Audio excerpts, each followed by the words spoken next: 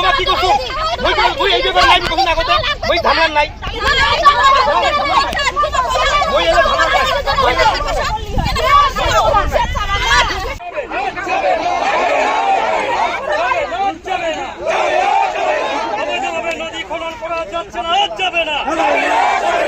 রায়ডাক নদীতে অবৈধ বালি উত্তোলনের চেষ্টা, উত্তেজনা চরমে।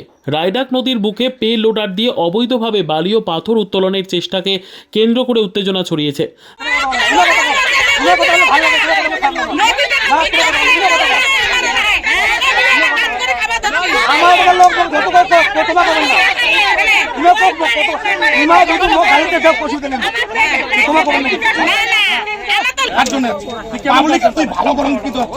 তাহলে তুই পাবলিকের ভালো চাস না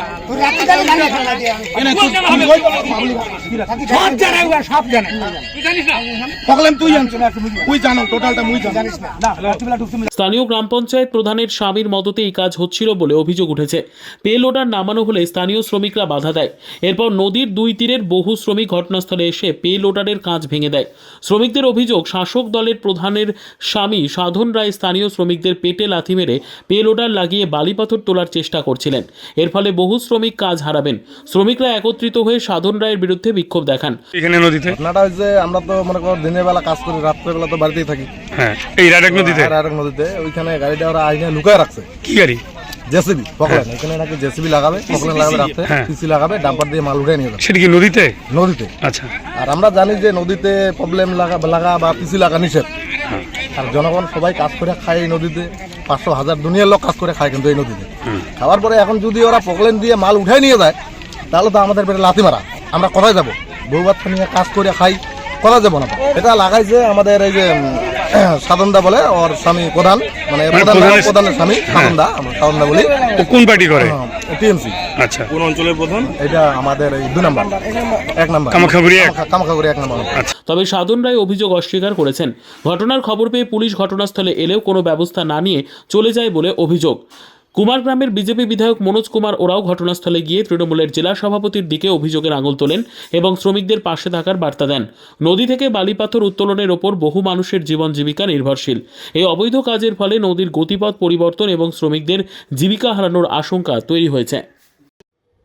bureau report, PB news. Andaman township project, ফ্ল্যাটের থেকেও সস্তায় এবার নিজের বাড়ি। প্লট করার জায়গা মাত্র 1,80,000 থেকে 3 লক্ষ টাকা কাঠা এবং সাথে সাথে নিজের নামে অগ্রিম রেজিস্ট্রি করে নিন। আরও বিশেষ আকর্ষণীয় থাকছে আপনাদের জন্য।